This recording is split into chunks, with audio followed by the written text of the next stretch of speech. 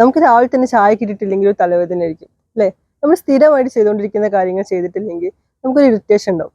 അപ്പൊ നമ്മളിപ്പം എല്ലാ ഒരു ഫോണിന്റെ യുഗത്തിലാണ്. ന്യൂസ് കേൾക്കണമെങ്കിൽ അല്ല എന്താണെങ്കിലും എന്റർടൈൻമെന്റ് ആണെങ്കിലും എന്താണെങ്കിലും നമ്മളെല്ലാവരും ഫോണാണ് അധികം യൂസ് ചെയ്യുന്നത്. നമ്മളെ പോലെ തന്നെ പഴയ തലമുറ ഉണ്ടാവും, അവർക്ക് ഈ ഫോണ് ഒന്നും അങ്ങോട്ട് സെറ്റ് ആയി കിട്ടില്ല. ആവാത്തവരുണ്ട് കേട്ടോ, ആവുന്നവരുണ്ട് കേട്ടോ, പക്ഷെ ആവാത്തവരും ഉണ്ടാവും. അപ്പൊ ചില ആളുകൾക്ക് എങ്ങനെയാന്ന് വെച്ചാല് അവര് പണ്ടേ ഈ പത്രം, ആ പത്രമൊക്കെ കറക്റ്റ് ആയിട്ട് വായിച്ചിട്ടില്ലെങ്കിൽ അല്ലെങ്കിൽ ആ വായിച്ച ദിവസം തുടങ്ങുന്ന എത്രയോ ആൾക്കാരുണ്ട്. ഇപ്പൊ നമ്മുടെ ഒരു സൗകര്യത്തിന് വേണ്ടിയിട്ട് കുറച്ച് കാലം കഴിഞ്ഞിട്ട് പേപ്പറൊന്നും അധികം നമ്മളൊന്നും വായിക്കുന്നില്ല, വെറുതെ ഇങ്ങനെ കെട്ടിക്കിടക്കിൽ വെച്ചിട്ട് അതൊക്കെ എന്ത് ചെയ്യും, നമ്മളെ കൊണ്ട് നിർത്തും. പക്ഷെ എൻ്റെ ഒരു അഭിപ്രായം പറയുകയാണെങ്കിൽ നല്ല വയസ്സായ ആൾക്കാരൊക്കെ ഉണ്ടെങ്കിൽ അവരെ സ്ഥിരമായിട്ട് വായിച്ചുകൊണ്ടിരിക്കുന്നതാണെങ്കിൽ നമ്മൾ അതൊക്കെ എന്ത് ചെയ്യണം, ഒന്ന് ജസ്റ്റ് നോക്കി കണ്ട് മനസ്സിലാക്കണം. കാരണം വെച്ചാൽ അവർക്ക് അത് എപ്പോഴും ആവശ്യമായിരിക്കും ഉണ്ടാവുക. അപ്പൊ അവരുടെ ആ ചുറ്റുവട്ടത്തിൽ തന്നെ അങ്ങോട്ട് ജീവിച്ചങ്ങോട്ട് പോയിക്കോട്ടെ, അതായിരിക്കും നല്ലത്. അത് അവർക്കൊരു സന്തോഷമായിരിക്കും, നമുക്കൊരു സന്തോഷമായിരിക്കും. ഇപ്പൊ ഇത്രയേറെ ഫോൺ യൂസിങ് ഒക്കെ ഉണ്ടെങ്കിൽ പോലും ഞാനൊക്കെ ചിലപ്പോൾ പല വാർത്തകളും അറിയില്ല, എൻ്റെ അച്ഛമ്മയെ പോലത്തെ അങ്ങനത്തെ ആരെങ്കിലുമൊക്കെ പറഞ്ഞിട്ടിരിക്കും.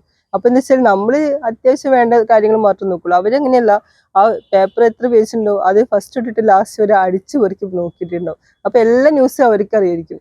അപ്പൊ നമ്മൾ നമ്മുടെ ഒരു പ്രത്യേക സാഹചര്യത്തിൽ അല്ലെങ്കിൽ ചെറിയൊരു ചെലവ് കുറയ്ക്കാൻ വേണ്ടിയിട്ട് അവരുടെ വലിയൊരു സന്തോഷത്തെ ഇല്ലാതാക്കേണ്ട ആവശ്യമില്ല.